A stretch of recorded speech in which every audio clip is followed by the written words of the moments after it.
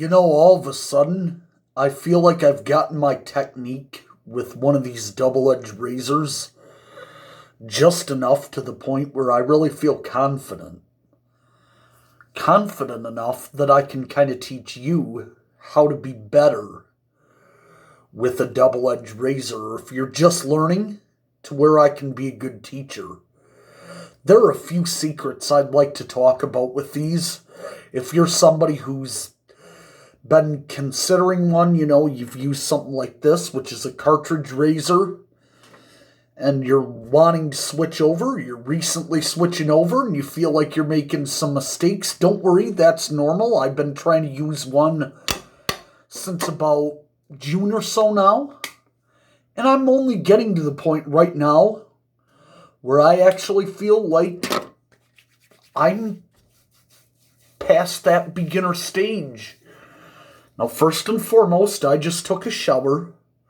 I've got a nice wet face that's prepped and ready to go for a shave. That's first and foremost. Hot water, soap and water, and, get your whiskers nice and soft in the shower.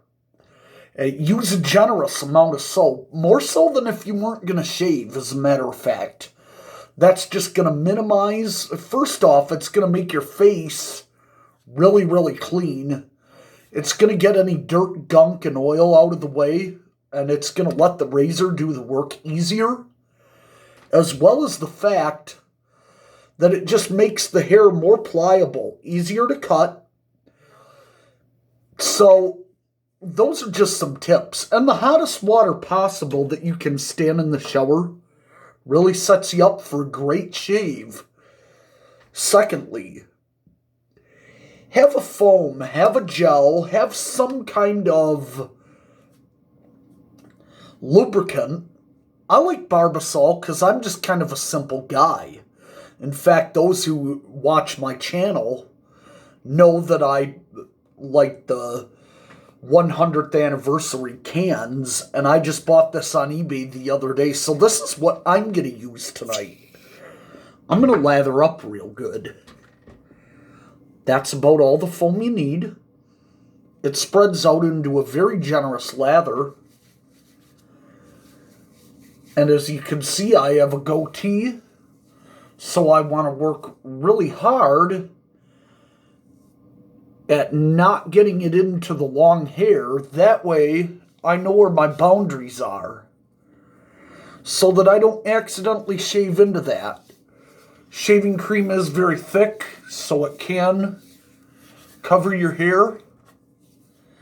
Now, sometimes you might need to spray a little out. That wasn't quite thick enough. You want to make sure that you have a nice protective lather on, because these are very sharp razors. But that's also very important that you use a very sharp razor. If these are dull at all, they won't work well. And you're prone to nicks and cuts. Now, as you can see, make your first pass with the direction that your hair grows. Mine goes downward on the sides of my face. Make just light, gentle strokes. Rinsing the blade right now. Do that often. As often as you can.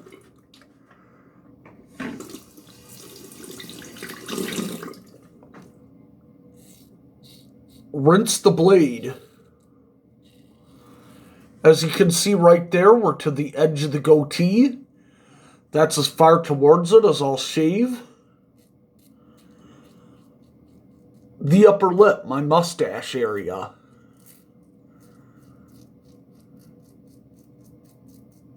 It's very sensitive. The pressure, as I mentioned in other videos with double-edged razors, you use only enough that the blade is touching your face and can cut the hair. If you can, as you're able to hear on here, I'm cutting away at hair. Only put enough pressure on at that point that you feel the blade making the contact it needs to with your skin, that you're able to cut the hair. Very light, gentle strokes. If you've used a cartridge razor,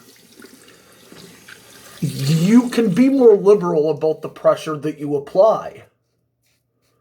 They're a forgiving implement. Back to the direction of shaving. My hair on my neck grows downward away from the jawline. So the first pass on the neck area, I want to come from the jawline, come from the goatee, and go downward or backward. Anyway, the less pressure you use with these, the less of a chance you have of nicking. Like I said, with cartridge razors, you can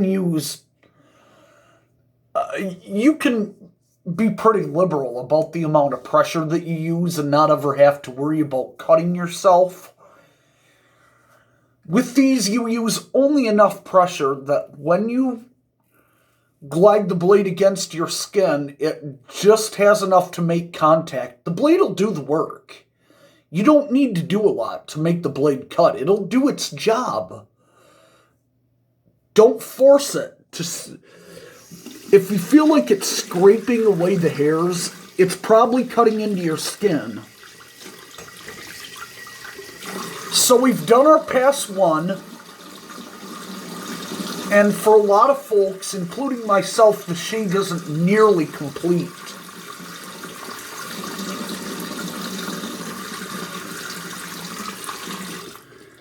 If I were to take a credit card to my face, and you may be able to hear it when I rub my hands against it, it has a sandpapery feel. I don't want that. If I'm going to shave, I don't want to feel it a gosh darn thing. The old trusty Barbasol, we go back to it. We set up that cushion.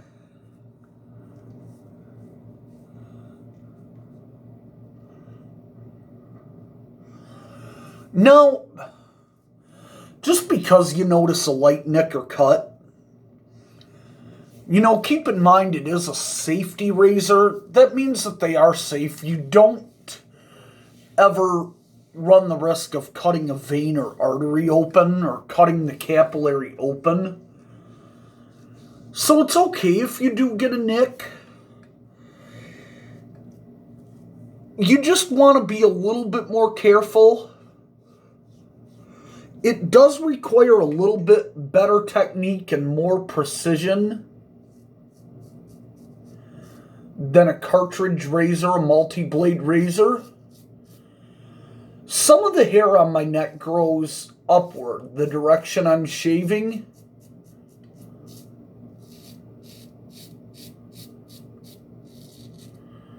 So at this point, I'm just trying to do that, and some of it kind of grows at angles like this. So I just tried to go like that. Now I'm just letting the blade do the work. Right under the goatee right there. I'll make 2 passes just like that to line it up and give it a nice edge.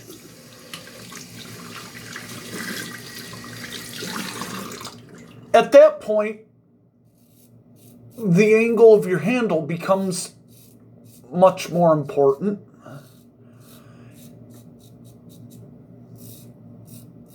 These are against the grain passes now. And I have a much smoother surface because we've went across and against the grain. I do want to point out, never begin your shave, especially with one of these double-edged razors. And for that matter, I recommend the same with a cartridge razor. Never to begin your shave by shaving against the grain. And the reason for that is You get the most amount of friction that way. Try to minimize the length of the whiskers before you start trying to force them against the direction that they want to grow. They want to grow down. Try cutting them down as much as you can. When you get right to that end, you can slice very fine ones for a nice, smooth finish.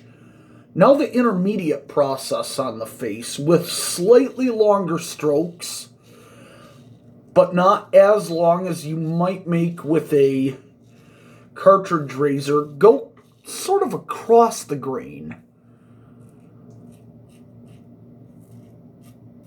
on the face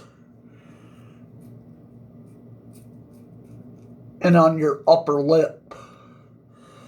This is, for some people, and on some occasions me, the final process. If I have a nice, fresh, sharp blade and it hasn't been extremely long since the last time I shaved, I sometimes can feel satisfied with my final pass just being the second pass, shaving across the grain on the sides of my face.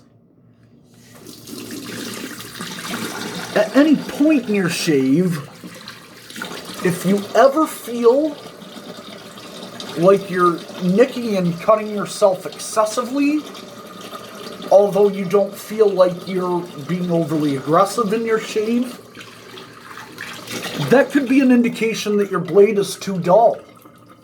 And there's never a problem stopping in the middle of a shave to exchange your blade. It might save you a couple nicks and cuts, and that'll always make you look better, won't it? Step number 3 and final, the against the grain pass. Baby butt smoothness, as a matter of fact. Now, even though at this point my whiskers are relatively short, I probably put the most generous lather on because the method and technique of the shave are naturally the most aggressive for your skin.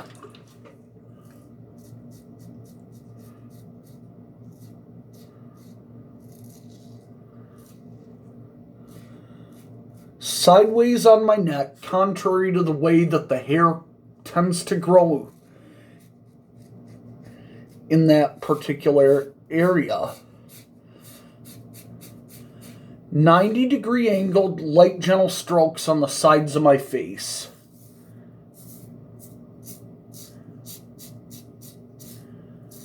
Very, very nice. Feel along with the opposite hand of your razor. Make sure that the blade is doing everything you need it to.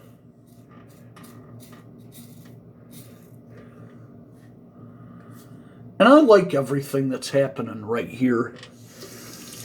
This is really, in my opinion, the step to paradise.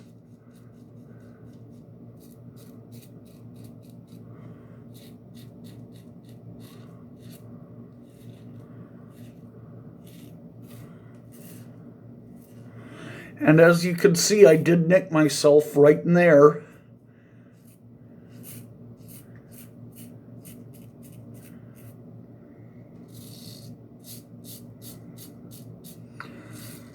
It seems to me, and I haven't really heard anything about this in any of the videos and tutorials I watched, but it seems to me that the more 90-degree angle you have the more of a 90-degree angle you can keep between the handle and your face, the gentler the shave. It really seems like if you pull back too much,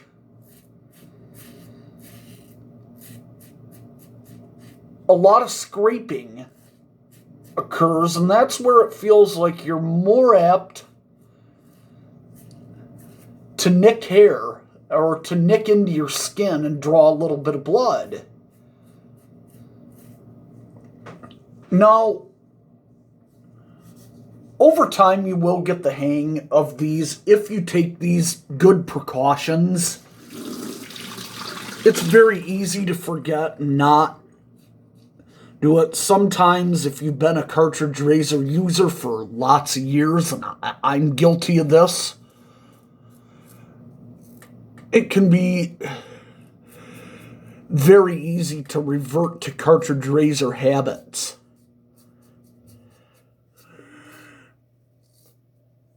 But if you are patient and you stick with this, the results can be overly rewarding, including saving money on blades. You know, you have a handle that's built so well it'll last you for a lifetime. So if you're 17 years old and you buy a handle like this, you never have to spend a lot of money on shaving ever again.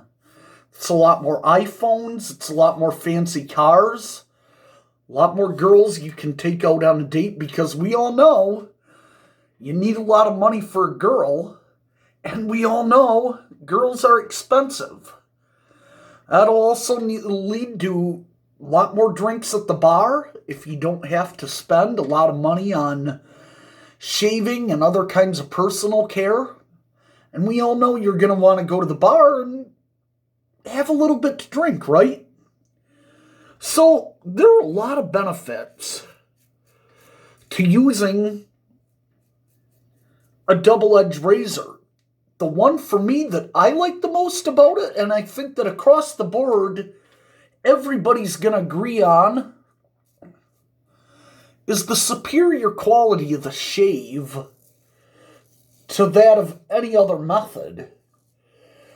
Cartridge razors are already a clear winner of choice over that of their electric counterpart because of the fact that they shave a lot closer than electric razors. But now you have this that has also a lot of things that make it kind of a leader over the cartridge razor, and they get a superior shave to that of a cartridge razor. So some things to think about, some tips and technique. I hope this video was educational for you. If you like my channel, ring the bell so that you get notifications about when I go on. That you're subscribed if you ring the bell. Drop me a like if this was helpful. Leave a comment and tell me about some other videos you'd like me to do. Just let me know what you thought. And until then, peace.